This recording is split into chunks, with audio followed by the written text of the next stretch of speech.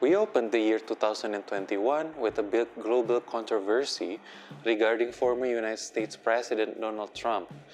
Yes, the man has sparked various controversies before, yet this time is somehow unique because the whole furor about him now has to do with his social media account. As you may already know, Twitter has permanently banned Trump's account @RealDonaldTrump, as Trump's tweets were seen by Twitter as inciting social unrest and violence. Yet, yes, Twitter has banned countless people's accounts which had violated its content policies before. But the account of a former state leader, that's something new actually. Okay, let us not single Twitter out in this conversation. Censorship in social media is nothing new.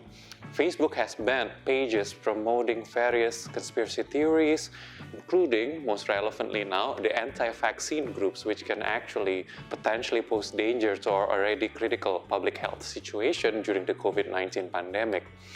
While one can always argue for banning Trump's hateful diatribes and blocking out conspiracy groups which can have potentially harmful ideas, social media giants can also use censorship to suppress people for profits. Let me give you an example. Facebook has collaborated with authoritarian regimes in Pakistan and Bangladesh to censor contents deemed by the regimes to be politically and socially charged, thereby threatening the regime's legitimacy. Finally, with its superpower status, Facebook is able to bully countries which protest against its pillaging of local media outlets' contents. Look at what's happening in Australia, for instance, where Facebook has blacked out its entire service in response to demand that it pays for the contents it is sourcing from the local Australian media outlets. The arbitrary power of social media giants demonstrated through the double standards that they apply in terms of censorship, for one, and then second, the way that they bully parties which demand that they operate more fairly. And third, also the simple fact that they are selling our data to repressive governments is definitely something which should be contended with. So, what does this have to do with the blockchain technology? So, today, I'm going to talk about the issue on how decentralization can make digital content distribution more egalitarian and fair with our IT specialist, Adela Negara. Stay tuned. My first question for you will be, how come the centralized nature of our currently existing social media platforms have made their owners really powerful in owning, managing, and controlling our data? Well, we rely so much on social media platforms like Facebook, Twitter, Instagram, TikTok, you name it, everything, to distribute our digital content. Yet these platforms are owned by one single entity that operates in a centralized way. It means that they are powerful enough to control and manage all the digital content we publish. So as a consequence, the management process will be less democratic and less equal.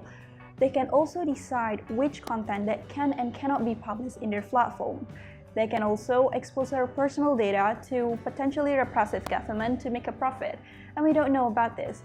Well, in the end of the day, it's gonna put our freedom of speech and liberty at stake.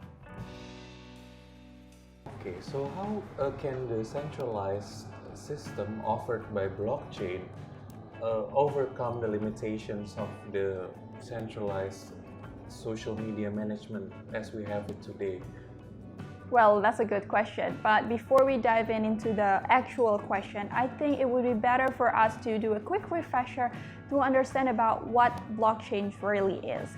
So simply put, the blockchain make it possible for people to make peer-to-peer transaction. By definition, the peer-to-peer network bypasses all the conventional intermediaries like the bank or the government. So with this decentralized system, with a blockchain, everybody owned the power. They hold the same power, so every node is an independent node. So in this context, the content creators can share directly their content without to get through one single entity that controls it. So they don't need to worry about whether their content will make it to the net or not, or they don't need to worry about will their data will get exposed or get hacked. So in terms of safety, it's gonna be more secure, obviously, and yeah. Okay, so and then also it's harder to hack a peer-to-peer network because there's no centralized like server in it, right? So like each, and then it's composed of nodes whereby like each node has an equal power, you know, in terms of the operation. Yes. So like even if like the hacker hacks like one node, like the rest will stay intact. Exactly. Right? Yes, that's the point. In the current system that we have now, which is decentralized, because they have one single entity as the source of power. If they hack the central power, the server will get downed. But with having the centralized system, you have to at least hack 50% of the node, because each of the node is independent. So once you have one node, it doesn't matter. The server will still, continue continuously working. Okay, so that's really interesting, and also like definitely in terms of security, it's much better, like to manage our contents in the decentralized system.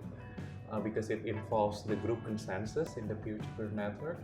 And then it's also interesting to see how the decentralized nature of our content creation will evolve in the future, because it can also possibly help the creators get fair compensation for the contents they have created.